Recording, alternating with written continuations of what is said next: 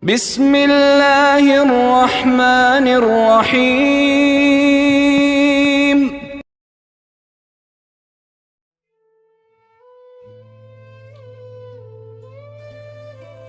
Nabi Musa alaihi salatu wassalam suatu ketika difitnah oleh Qarun. Padahal Qarun itu anak paman Nabi Musa. Karena melihat Musa ini banyak pengikutnya dan dia sedikit pengikutnya, padahal dia orang kaya dan bisa membayar manusia untuk cinta kepadanya. Tapi yang melembutkan hati bukan Qarun, bukan harta. Wa allafa baina qulubihim law anfaqta ma fil ardi jami'an ma allafta baina qulubihim.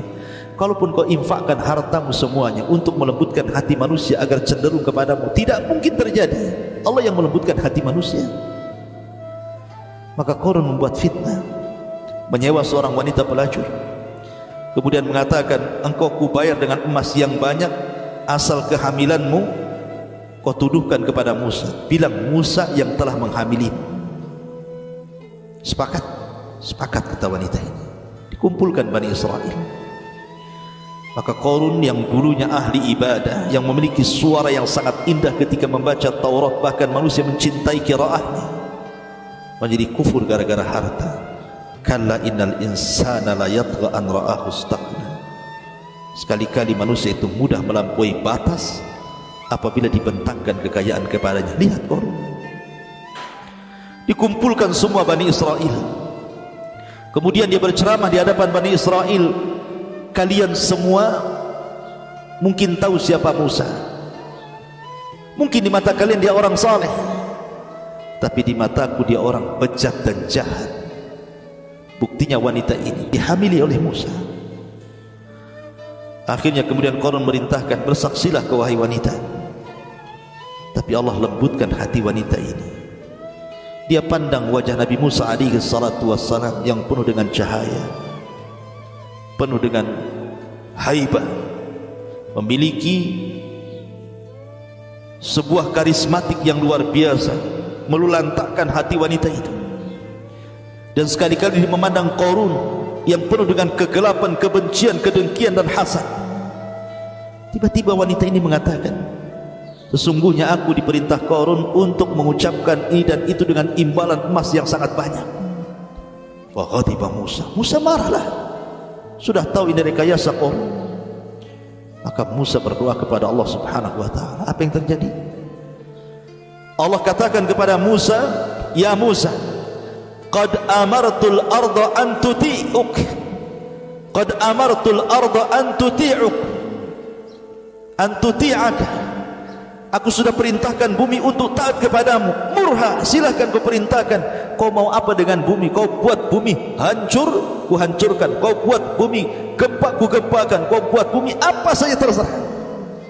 Seandainya Nabi Musa berdoa minta digempakan satu Mesir, tentu bisa satu Mesir itu akan terjadi gempa dan akan merobohkan semua istana-istana. Tapi Musa hanya memerintahkan bumi untuk menelan Qarun. Ya arda abli'i, ya Allah, wahai bumi telanlah Qarun. Abli'i, telanlah Qarun. Maka Qarun pun akhirnya tiba-tiba bumi belah dan terus mengajar dirinya. Dia pun lari ke rumahnya. Akhirnya hari pertama Qarun pun terperosok ke bumi separuh badannya. Manusia hendak menolongnya tapi tidak bisa. Hari kedua Allah tenggelamkan Qarun hampir sekepalanya dan sebagian rumah dan seluruh kekayaannya. Dan hari ketiga Allah katakan, fakhasafna bihi wa bidarihi al-ardh. Kami tenggelamkan Fir'aun dan seluruh rumah dan kekayaannya, tidak tersisa satu dinar pun kecuali masuk ke dalam bumi bersama pemilik-pemiliknya Qarun. Lihat, kalau Allah Subhanahu wa taala sudah perintahkan bumi, maka bumi akan taat. Makanya Allah mengatakan bi anna rabbaka awhalaha.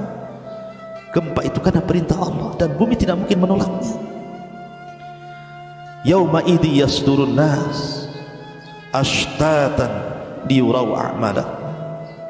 Pada hari itu keluarlah dari kuburan manusia-manusia dengan berkelompok-kelompok untuk diperhatikan kepada mereka amalan-amalan mereka di bumi. Maka ketika bumi dihancurkan, bagi pendapat bahwa ini terjadi kepada sangkakala yang kedua, maka manusia akan keluar dari bumi, kemudian akan disatukan kembali jasad dan roh, kemudian akan menghadap Allah Subhanahu wa taala dan mempertanggungjawabkan semua amalan yang pernah dilakukan di dunia.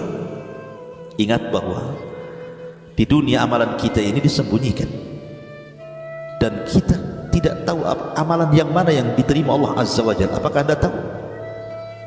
Salat tadi waktu subuh Allah terima salat kita. Sedekah kemarin Allah terima sedekah kita. Haji tahun-tahun yang lalu Allah terima haji kita. Baca Quran kita, zikir kita, talabul ilmi kita, sedekah kita. Tidak ada yang tahu amalan kita ini diterima atau tidak di hadapan Allah Azza wa Jalla. Makanya kata para ulama salaf, kalau seandainya seluruh amalanku ditolak, hanya satu saja yang diterima dan aku tahu itu diterima, itu sudah cukup. Karena Allah yang mengatakan innama yataqabbalullahu minal muttaqin. Allah lah yang akan menerima dari hamba-hamba Allah yang takwa. Ketika diterima amal menunjukkan dia orang bertakwa. Tapi tidak ada yang tahu. Amalan kita tidak ada yang tahu diterima atau tidak. Karena Allah yang mengatakan liyurau a'malakum. Tapi di akhirat semua baru terang benerang. Mana yang diterima, mana yang ditolak. Mana yang berpahala, mana yang tidak berpahala. Atau justru menjadi sebuah dosa. Ingat ketika Nabi SAW mengatakan awal man tusyu'ira bihin nar, manusia pertama yang disentuh api neraka adalah 3 kelompok: seorang qari'ul Quran, seorang mujahid, dan seorang ahli sedekah. Secara lahiriah di dunia harusnya ahli baca Quran, orang yang mati syahid, orang yang rajin bersedekah itu masuk surga. Harusnya seperti itu pandangan kita di dunia. Karena orang-orang yang seperti ini yang mendapatkan pujian manusia.